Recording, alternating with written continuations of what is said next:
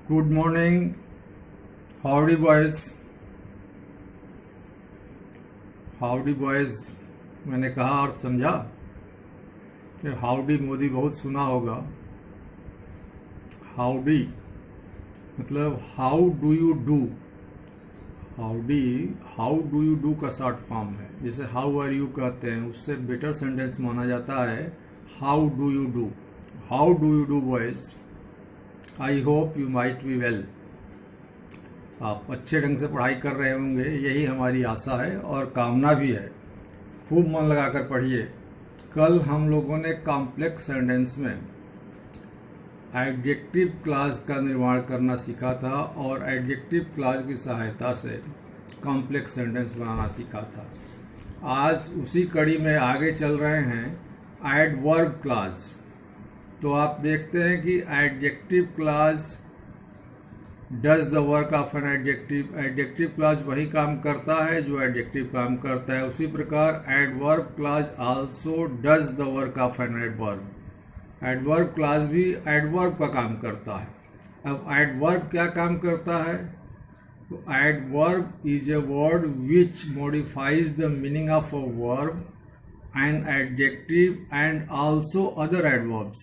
Adverb जो है verb की मीनिंग की मॉडिफाई करता है, अर्थात विशेषता बतलाता है। एडजेक्टिव की भी मीनिंग की विशेषता बतलाता है और अन्य एडवर्ब्स को भी मॉडिफाई करता है।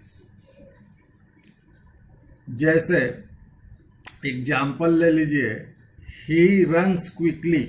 रन वर्ब है, रन्स क्विकली रन को मॉडिफाई कर रहा है वर्ड, क्विकली एडवर्ब है। जैसे this mango is very sweet. यह मैंगो बहुत स्वीट है, वेरी स्वीट एडजेक्टिव को मॉडिफाई कर रहा है।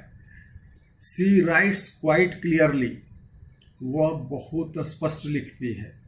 क्वाइट भी एडवर्ब है और क्लियरली भी एडवर्ब है। तो इस प्रकार से एडवर्ब जो है वर्ब को, एडजेक्टिव को और अन्य एडवर्ब्स को मॉडिफाई करता है। एडवर्ब के बहुत सारे फंक्शंस हैं। करेक्ट यूसेज ऑफ एडवर्ब्स को हम लोग पढ़ाएंगे सिंटैक्स में।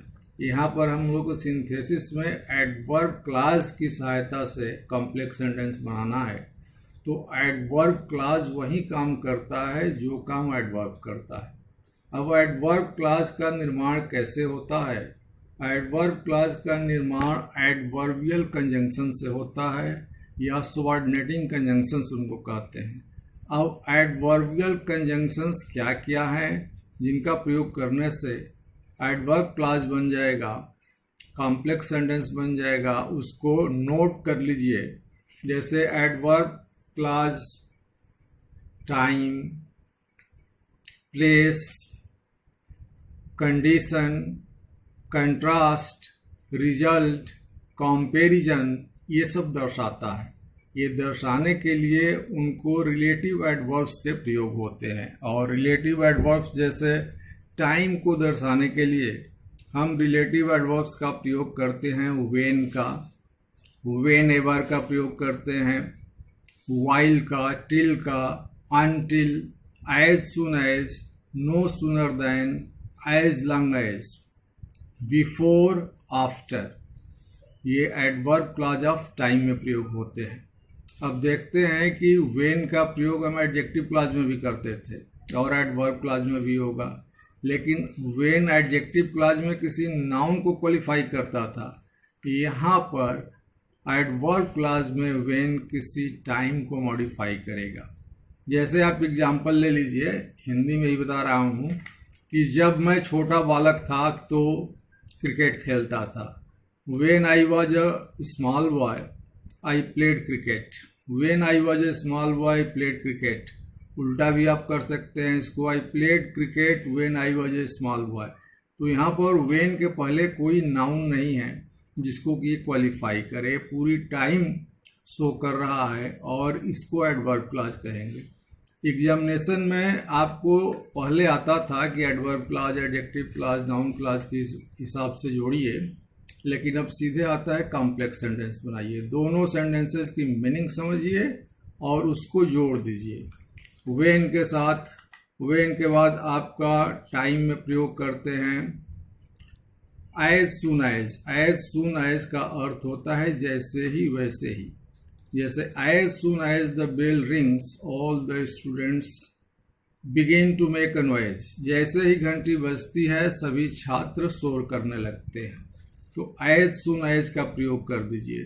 नो सूनर देन का प्रयोग होता है। नो सूनर देन के प्रयोग में थोड़ी सी सावधानी बरतनी होगी, क्योंकि नो सूनर जब वाक्य के शुरू में रखते हैं तो टेंस के अनुसार हेल्पिंग वर्ब सब्जेक्ट से पहले आती है और दूसरे क्लास को हमेशा देन से जोड़ते हैं। नो सूनर देन का अर्थ होता है ज्यों ही त्यों ही। जैसे ज्यों ही वर्षा आरंभ हुई तो ही हम भाग निकले। No sooner did it begin to rain then we ran away. No sooner did it begin to rain then we ran away. ज्यों ही, no sooner did past tense में है, डिड इसमें सब्जेक्ट आता है और इट के पहले आ गया है। ये नो सूनर के प्रयोग में विशेष करके ध्यान देना होगा। जैसे कहेंगे ज्यों ही घंटी बजती है त्यों ही बच्चे दौड़ने लगते हैं। No sooner does the bell ring than the children begin to run. तो नो सूनर का प्रयोग कीजिए टाइम दर्शाने के लिए और एडवर्ब क्लास बनाइए। अनटिल का प्रयोग होता है। अनटिल का अर्थ होता है जब तक कि नहीं।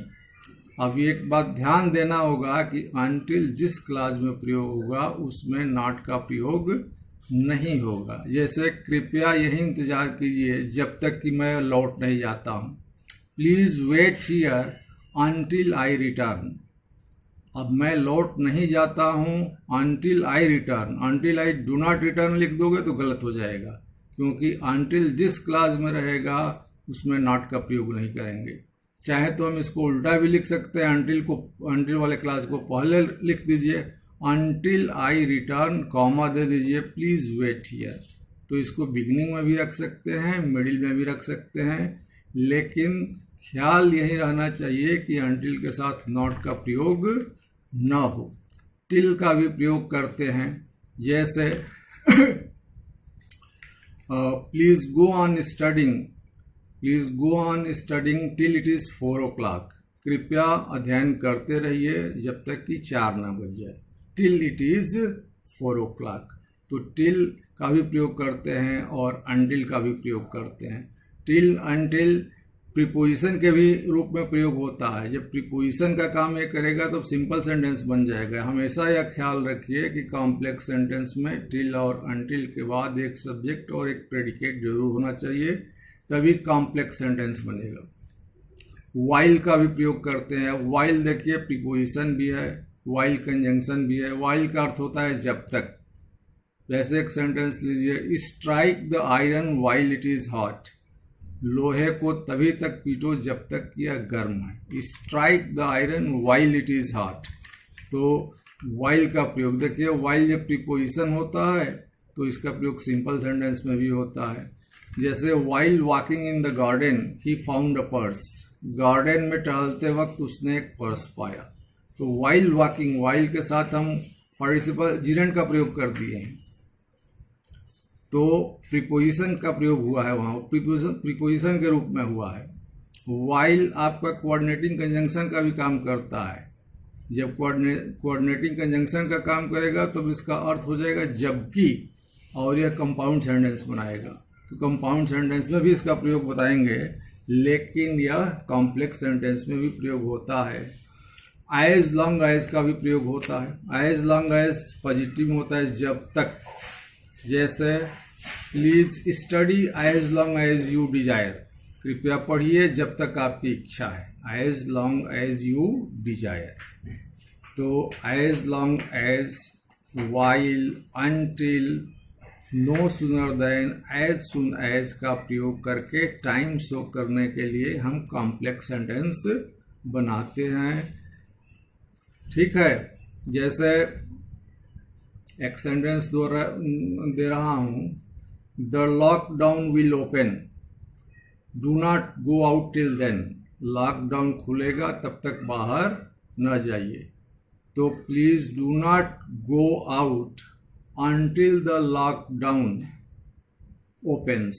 Please do not go out until the lockdown opens. कृपया बाहर न जाइए जब तक कि लॉकडाउन खुलता नहीं है। एक बात का और ध्यान रखिएगा कि जब दोनों क्लास फ्यूचर टेंस में हो तो जो class until, till, unless, no sooner से शुरू हो उसको प्रेजेंट टेंस में रखेंगे, क्योंकि टेंस का नियम है कॉम्प्लेक्स सेंटेंस में दोनों क्लास को हम फ्यूचर में नहीं रख सकते हैं।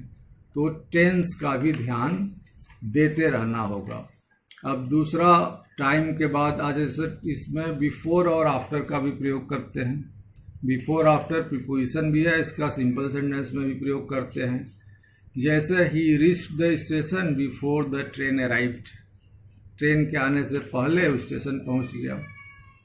Before the train arrived, the train arrived एक क्लास बन गया। अगर आप इसको अराइव्ड को नाउन बना दे तो ये सिंपल सेंटेंस हो जाएगा। ही reached the station before the arrival of the train.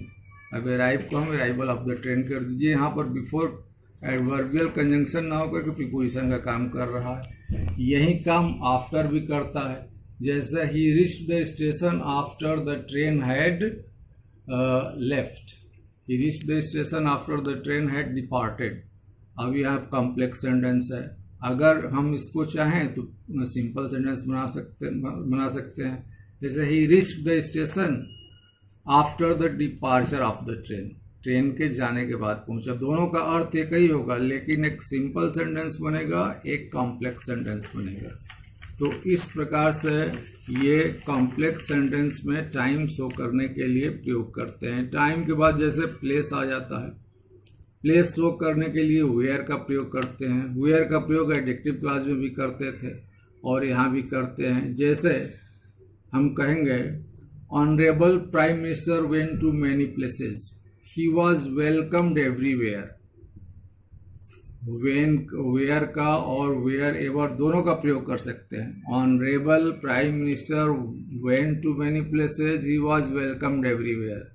Honourable prime minister was welcomed wherever he went, welcomed wherever he went. Honourable prime minister जहाँ कहीं भी गए उनका स्वागत हुआ। तो प्लेस के लिए जैसे कहा जाएगा कि कृपया जहाँ हैं वहीं रहिए। Please stay where you are. Where you are adverb clause है। क्यों? क्योंकि स्टे यहाँ पर वर्ब को मॉडिफाई कर रहा है। और जैसे एडजेक्टिव क्लॉज में हम क्या करते थे, किसी नाउन को क्वालिफाई किया जाता था। जैसे this is Prayag where Pandit Nehru lived. अब प्रयाग के बाद वेयर का प्रयोग किया जा रहा है, ये एडजेक्टिव क्लॉज का निर्माण कर रहा है। तो एडजेक्टिव क्लॉज और एडवर्ब क्लॉज में ये डिफरेंसेस हैं। वेयर का प्रयोग दोनों जगह होता है और ये देखना पड़ेगा कि कहाँ पर एडजेक्टिव क्लॉज और एडवर्ब क्लॉज से मतलब नहीं है। हमको जब जोड़ना पड़ेगा तो ऐसे वाक्य आ जाएंगे जिसमें एडवर्ब क्लॉज ही आएगा, वहाँ पर एडजेक्टिव क्लॉज का ही प्रयोग होगा, उसके बिना नहीं जोड़ सकते। तो इसको अच्छे ढंग से समझना होगा। अब रीजन आता है। रीजन के लिए सिंस, बिकॉज, एज का प्रयोग करते हैं। सिंस, बिकॉज, एज तीनों का अर्थ होता है चूंकि या क्योंकि। जैसे एग्जाम्पल है, चूंकि आज बहुत गर्मी है इसलिए हम बाहर नहीं जा सकते हैं। आप स्टार्ट कर सकते हैं since it is very hot today, comma we can not go out. Since और एज से यदि वाक्य को शुरू करेंगे तो दूसरे क्लास को हमेशा कॉमा से जोड़ेंगे, सो का प्रयोग नहीं करेंगे। चाहे तो इसको उल्टा भी कर सकते हैं, we can not go out since it is very hot today, as it is very hot today, because it is very hot today. तीनों में से किसी का प्रयोग कर दीजिए, तीनों का अर्थ एक ही होता है, वो कारण बताएगा। ठीक है। जैसे he fell twice, he did not work, he fell twice because he did not work, simple जोड़ दीजिए। as he did not work, comma दे दीजिए, he fell twice। तो as, since, because का अर्थ चूंकि या क्योंकि होता है, इसे सेंटेंस जोड़ा जाता है। कंडीशन अर्थात शर्त प्रकट करता है एडवर्ब क्लॉज। कंडीशन में इफ, इन केस, अनलेस का प्रयोग करते हैं। जैसे if you work hard you must succeed, यदि आप मेहनत करते हैं तो आप अवश्य सफल होंगे। इफ़ की जगह पर आप इन केस का भी प्रयोग कर सकते हैं। आप ध्यान रखिएगा कि अगर दोनों, जैसे यदि पढ़ोगे तो पास हो जाओगे, if you read you will pass, if you read हमेशा जो एडवर्ब क्लॉज होगा वो प्रेजेंट टेंस में रहेगा, प्रिंसिपल क्लॉज ही फ्यूचर टेंस में रहेगा।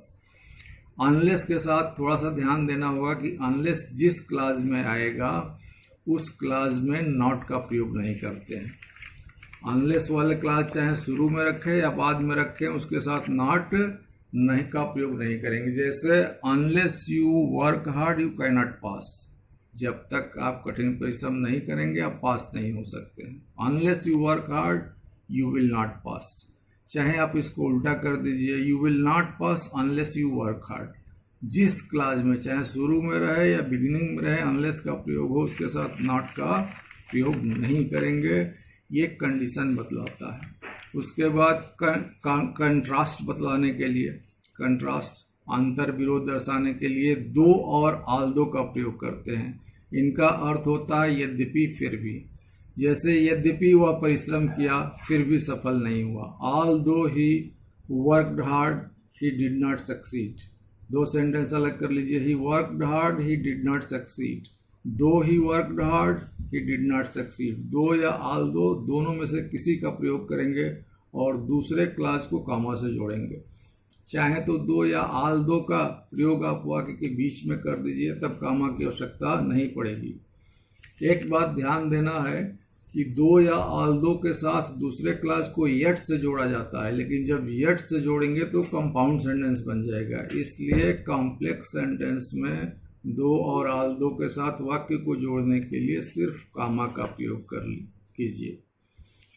ठीक है। जैसे यद्यपि वह गरीब है फिर भी ईमानदार है, although he is poor comma he is honest, yet का प्रयोग नहीं करेंगे। उल्टा कर दीजिए, he is honest although he is poor, comma की भी आवश्यकता नहीं पड़ेगी। तो इस तरह से अच्छा, अगर इसको सिंपल सेंटेंस बनाना हो तो जैसे ही worked very hard he could not secure good marks, वह कठिन परिश्रम किया, वो अच्छा अंक प्राप्त नहीं किया। Although he worked very hard he could not secure better marks, complex sentence. Simple sentence बनाना होगा तो क्या करेंगे, इन स्पाइट ऑफ के साथ आप इसमें जीरेंड का प्रयोग कर दीजिए। In spite of working very hard he could not secure good marks. तो आप प्रत्येक कॉम्प्लेक्स सेंटेंस को सिंपल में और सिंपल को कॉम्प्लेक्स में चेंज कर सकते हैं। यहाँ हम लोग कॉम्प्लेक्स सेंटेंस एडवर्ब क्लॉज की सहायता से जोड़ने की प्रक्रिया सीख रहे हैं। अब इसके अंतर्गत जब कंपैरिजन आए, कंपैरिजन में दैन का प्रयोग करते हैं, एज एज का प्रयोग करते हैं, सो एज का प्रयोग करते हैं। जैसे he runs fast you do not run so fast, वह तेज दौड़ता है आप उतना तेज नहीं दौड़ते हो। He runs faster than you, आप उससे तेज दौड़ते हैं। जैसे you do not run so fast as he, आप उतना तेज नहीं दौड़ते हैं जितना कि वह दौड़ता है। ठीक है। जैसे कहना होगा कि आप जितना चाहें उतना पढ़ सकते हैं। You may read as much as you desire, as much as you desire, ये कॉम्प्लेक्स सेंटेंस हुआ। एज और एज के बीच में कोई एडजेक्टिव रख देते हैं, तुलना कर देते हैं, तो एडवर्ब क्लॉज ऑफ कंपैरिजन बन जाता है। एडवर्ब क्लॉज ऑफ कंपैरिजन के बाद एडवर्ब क्लॉज ऑफ पर्पस, उद्देश्य दर्शाने के लिए so that, in order that और लेस्ट का प्रयोग करते हैं। सो दैट और इन ऑर्डर दैट का अर्थ होता है ताकि। जैसे he came to me he wanted to learn something, तो अगर सिंपल सेंटेंस इसको बनाएंगे तो सीधे हो जाएगा he came to me to learn something, लेकिन कॉम्प्लेक्स बनाना होगा तो इसको सो दैट से जोड़ेंगे या इन ऑर्डर दैट से जोड़ेंगे। He came to me so that he might learn something। अब एक बात ध्यान दीजिएगा कि so that या in order that के पहले अगर past tense रहेगा तो इनके बाद सब्जेक्ट के साथ might लाएंगे। अगर so that in order that के पहले present tense रहेगा तो इनके बाद कर्ता के साथ may का प्रयोग करेंगे। जैसे we take daily exercise, our aim is to be healthy, हम डेली एक्सरसाइज करते हैं, हमारा उद्देश्य स्वस्थ रहना है। तो अगर सिंपल सेंटेंस बनाएंगे तो we take daily exercise to be healthy, लेकिन हमको कॉम्प्लेक्स बनाना होगा तो we take daily exercise so that we may be healthy. तो ये उद्देश्य दर्शाता है।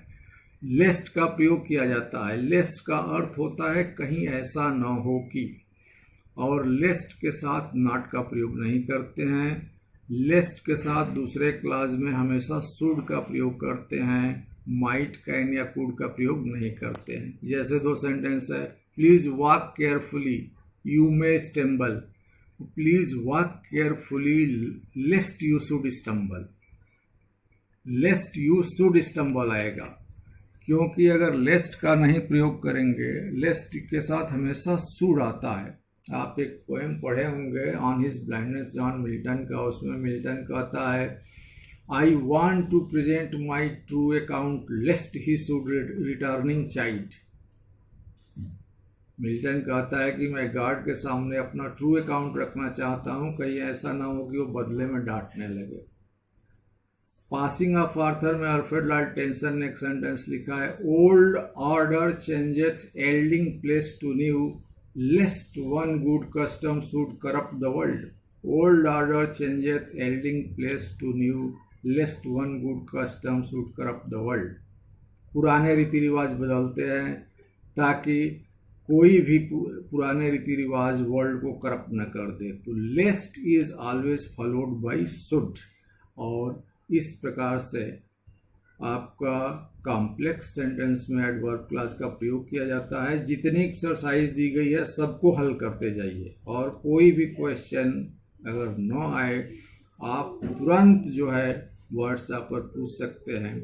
और सभी इस तरह से आपके कॉम्प्लेक्स सेंटेंस का एडवर्ब क्लास समाप्त हुआ। कल नाउन क्लास बताया जाएगा। Thank you very much.